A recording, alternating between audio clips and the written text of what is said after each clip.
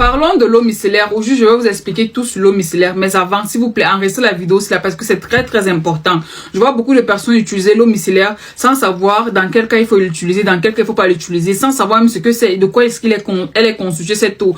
Enregistre la vidéo là. N'oublie pas de t'abonner. Avant de pouvoir continuer, il faut que je me présente. Je suis cosmétologue esthéticienne. Aujourd'hui, je viens te parler de l'eau micellaire. L'eau micellaire, en fait, c'est une solution aqueuse, comme tu peux la voir là. Elle contient ce qu'on appelle les micelles, d'où le nom eau micellaire. Et ces particules-là de micelles, justement, sont formées à base de tensioactifs. Donc, des molécules de tensioactifs.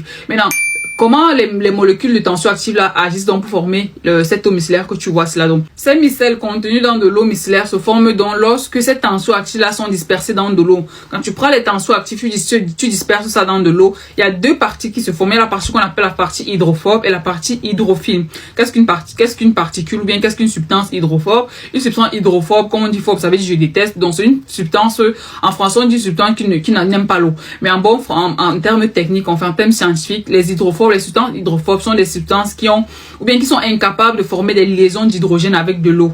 Alors que les substances hydrophiles sont celles qui sont capables de former ces liaisons d'hydrogène avec de l'eau. Donc quand tu mets les tensioactifs dans de l'eau, comme tu vois, pour avoir cette eau micellaire là, on prend les tensioactifs, on met dans de l'eau, il se forme deux camps, le camp des hydrophobes et le camp des hydrophiles. Maintenant, les micelles viennent donc d'où? Les micelles viennent du camp hydrophobe, tout simplement pourquoi? Parce que les particules de tensioactifs qui n'aiment pas en fait de l'eau et vont se regrouper entre eux. Alors que les particules hydrophiles vont rester à l'extérieur, donc ils vont rester dans de l'eau. La partie interne, qui est la partie hydrophobe, ils vont se regrouper entre eux. Ça va créer ce qu'on appelle le noyau des micelles. Et maintenant, c'est ce noyau des micelles là, justement, ce côté-là, qui permet à la peau de pouvoir enlever, de pouvoir se débarrasser du sébum, du résidu du maquillage, des imperfections sur la peau, de plusieurs autres impuretés que tu as sur la peau. Donc, faut savoir que quand tu utilises une eau micellaire, elle est obtenue à partir du camp hydrophobe, en fait, parce que le camp hydrophile reste dans de l'eau.